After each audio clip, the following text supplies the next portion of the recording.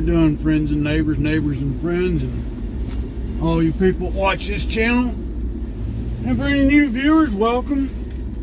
It's your friendly neighborhood old soldier. What do we want to talk about today? Oh, Lord, I don't know. There's so much to pick from. One thing, good morning from Robeson County, where it's extremely cold. And yes, I said good morning. Apparently to some people, that's racist. Oh my God, old soldier, what are you talking about? Yeah, I saw one of them clips from that TikToker, and it was a young lady of color who somehow had been told that the meaning of good morning was from slave times, when a slave would have their child sold, or whatever the case might be, and they would mourn all night. And the next morning, the slave owner, to tease them, would get up and look at him and say, "Did you have a good morning?" And then she said all of a sudden that became diluted, and they took out the U and just called it good morning. Well, what that dipstick idiot dum-dum didn't bother to do was to do any research. And it's crap like that pisses me off, because this shit's getting fed into our education system. Okay? And no, I don't care what color she was. It's the fact that she's spitting out just stupid, I'm not even calling it misinformation, just outright untruth, lies.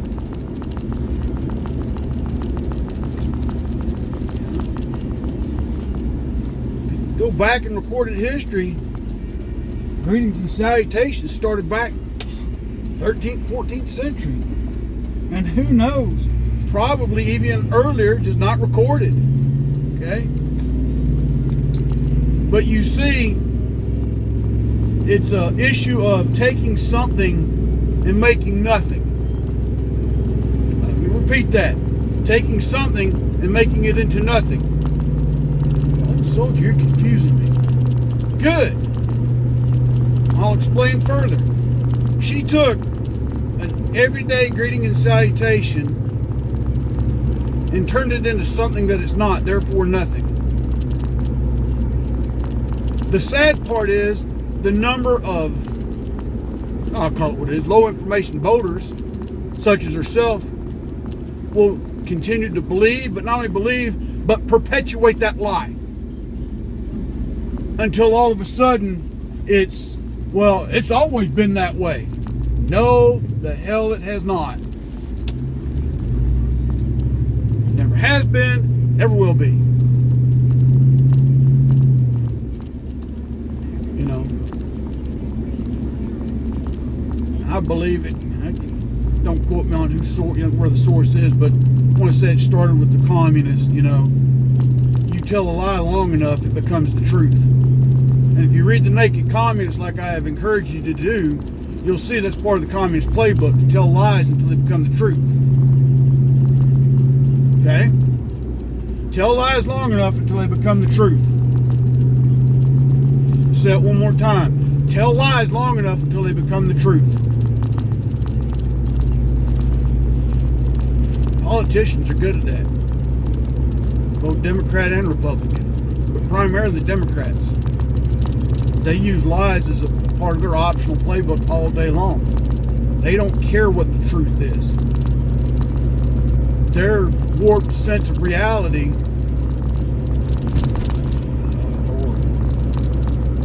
anyway, I just thought I'd share that tidbit with you this morning when I saw that.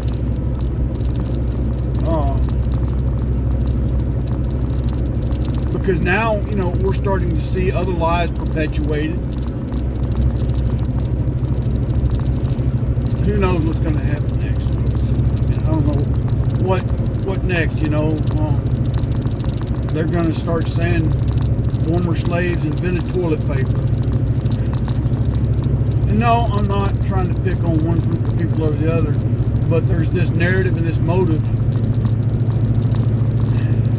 that keeps getting pushed, you know, like so-called cultural appropriation. a while back. It was over hair braids. You know, the uproar about white women braiding their hair, and all of a sudden that was a cultural appropriation of African culture. No, Viking women or Northern European women were doing it for hundreds and hundreds and hundreds of years before the first slave ever set foot in the United States, or brought to the continental U.S. The other part of that is that cultures do merge. It is what it is. Cultures do merge. All right. Now let's look at the history of the world. Now I'm going to go back as far as Alexander the Great. When he inherited his father's empire, he took it from Macedonia and Greece and spread it throughout the known world at the time. It went as far east as India. Okay? Far west is portions of eastern France, if I'm not mistaken. Pretty wrong about that one. But he had a very vast empire. So much so that he moved his capital to Babylon, or what we know today really to be modern day Baghdad, or what they called Mesopotamia. So what did he do? What made Alexander Great a magnanimous conqueror, if you will? And I said conqueror, not leader, conqueror. Was that when he conquered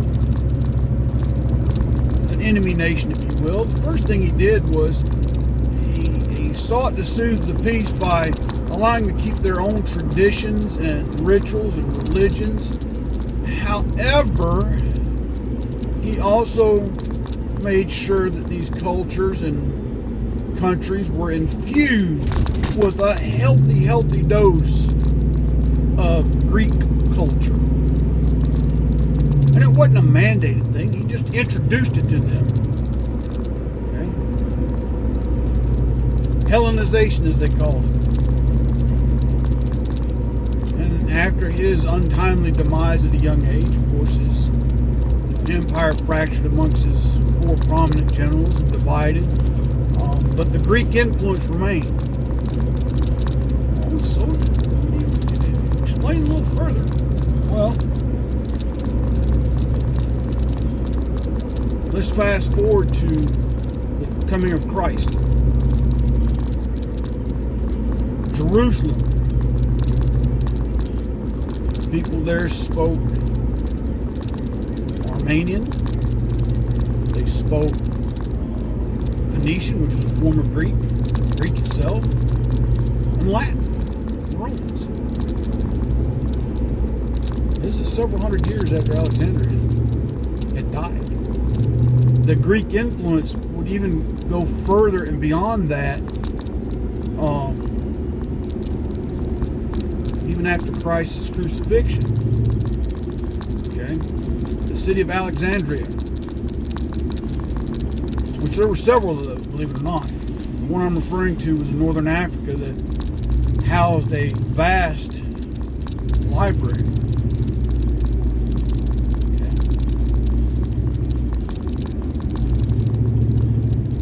Was the epitome of Greek influence and culture.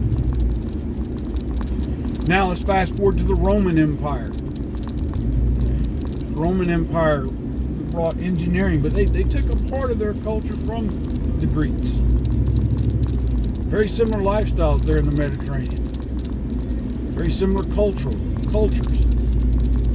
Okay? The point I'm getting at is that cultures blend and merge.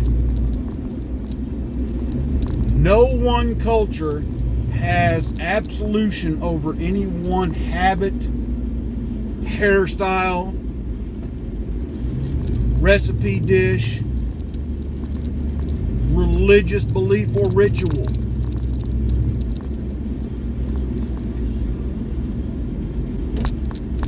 Many are always an amalgamation of those.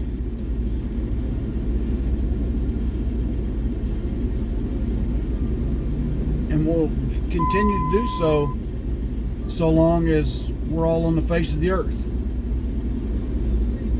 Okay? So long as we're all on the face of the earth, they'll continue to do so. And it's sickening that, we still have people that continue to get their panties in a wad over shit like that. Oh boy, I'm getting good old check gauges again. They just replaced that sensor too. Yeah, I see you ding-a-linging. And it just happens to be the temperature gauge fluctuating. Maybe it's because it's so cold, I don't know. I'll have to figure this out. Yeah, I hear you. Anyway, folks. But the fact that our own government keeps pushing all this bull crap. What do you mean, old soldier? They play into all this.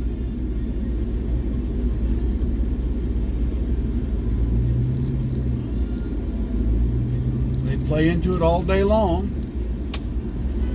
I really love how people don't know how to drive. Chicken truck, you just got to make a wide turn, blocking traffic. The truck sees it coming, just sits there. Just dummies. Anyway, moving right along.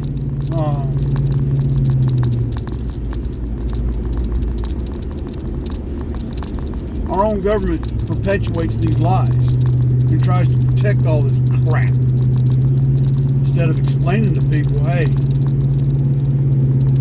cultures merge and blend. Case example, into World War II, what did we introduce to the daggum Japanese nation? Baseball. It crossed the center line, tried to hit me. Baseball. Now Japan has one of the best baseball leagues in the world, bar none. Okay? There's been a lot of U.S. players who've gone over and made a career in Japan when they didn't have one here. Okay? But why? Because American service members introduced that to their culture.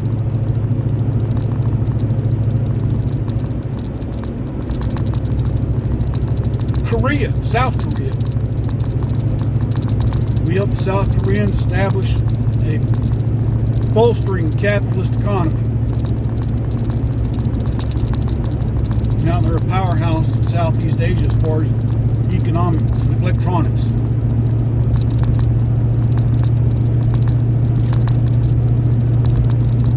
Music. We introduced a wide variety of music worldwide.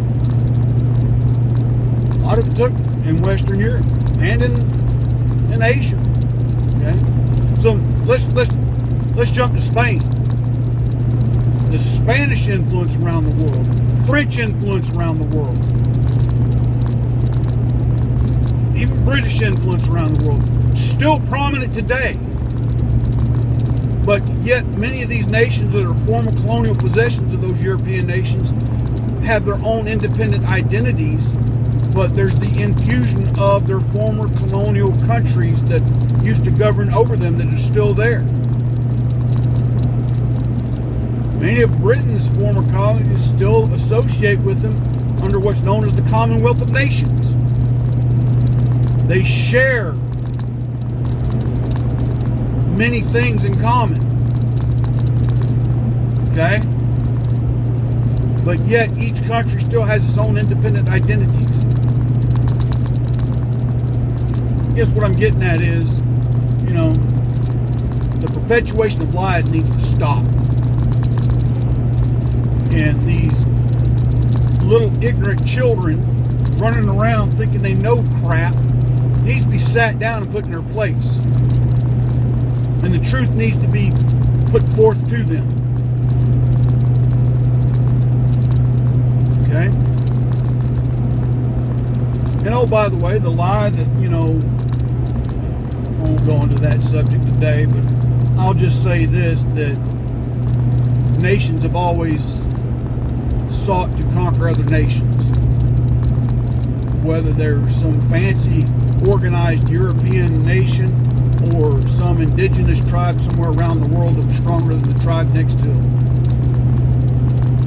So the whole thing about colonization, let's squash that too. Just saying. Because they took Columbus Day and made it National Indigenous Person Day. It'll always be Columbus Day to me. I don't give a rat's rear end what the communists and the left thinks. They can kiss my ass. And if anybody disagrees with me, you can kiss my ass. You can stop following this channel. I don't care. My point being is this, that had Christopher Columbus not sailed west, somebody else was going to. All right? Somebody else was going to. Now, I'm not saying Christopher Columbus was exactly a nice guy. Man was trying to make money, just like everybody else in the world at the time, still does today. He figured if he could find a shorter route to India, he could make more money. Instead, he found a vast continent that separated Europe from India. He really didn't discover the continent, he discovered the Caribbean islands. It was Amerigo Vespucci that would eventually be the first. Well, that's not true either, because the Vikings, it's proven now, the Vikings actually had some rudimentary settlements up in the very northeast. But my point being is, colonization is oh so evil. Well, why aren't we calling out the own indigenous tribes that were conquering other indigenous tribes? And not just here in America, South America, Africa, Asia. Folks, it's just the nature of humans. Okay? Now, to be fair, not every group of people, when they've gone into these things, these ventures, have always been so nice to the indigenous peoples that they encounter. That's absolute truth. That, the whole story that the Indians that helped the Pilgrims out were on good terms, that's not true either. History will tell you that. They weren't always on good terms.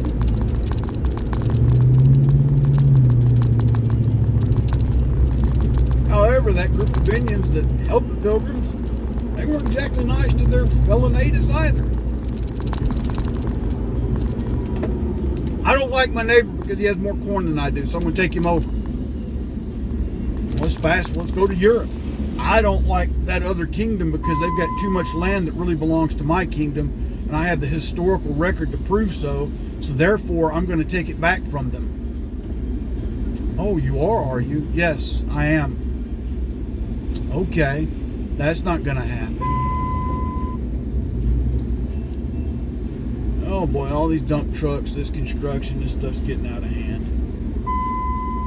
Yes, I hear you, gauges. Anyway, folks, let me get off here and try to watch this traffic, because I got a bunch of idiots on the road today. People that don't know how to drive, don't know how to have any common sense. But those are my Fridays, frauds, and frantics, and whatever else you want to call it. I don't know how I'm going to title this one yet. You'll see it when you see it on the YouTubers. All right. And to the YouTube censors out there, and the auditors, and the people that review this crap, kiss my ass. Eat a bag of you-know-whats. Quit being offended over people's opinions. Quit demonetizing gun channels just because you don't like guns. I said it, guns, guns, guns! Okay? It's just a word. And the people showing these things on YouTube are trying to educate people so that they'll, one, have a greater respect for firearms, and two, people will be more safe with them. Okay? So, quit getting your panties in a wad. Alright? Get out of your mom's basement. Go experience life. For all you soy latte douchebags out there, get out of your mommy and daddy's basements. Go live life somewhere. Then come back. You know, and I'll close with this. Whether you support Israel or not, I don't care. But for all you dumbasses that are supporting Hamas, especially the one I saw where it said queers for Hamas, take your ass over there and see how long you live. Just telling you. Muslims don't like homosexuals. Don't believe me? Go over to Egypt and ask if there's any left. When ISIS took over parts of Cairo, how soon some of y'all forget that videotape of them throwing homosexuals off the top of buildings. But yet y'all wanna put that sign out there, we support Hamas. Y'all are a bunch of dumbasses. And I'll close with this. Israel ought to make Gaza a parking lot. And then they need to go back into the West Bank and push the Palestinians back into Syria and tell Syria to deal with them. And Jordan. And Lebanon.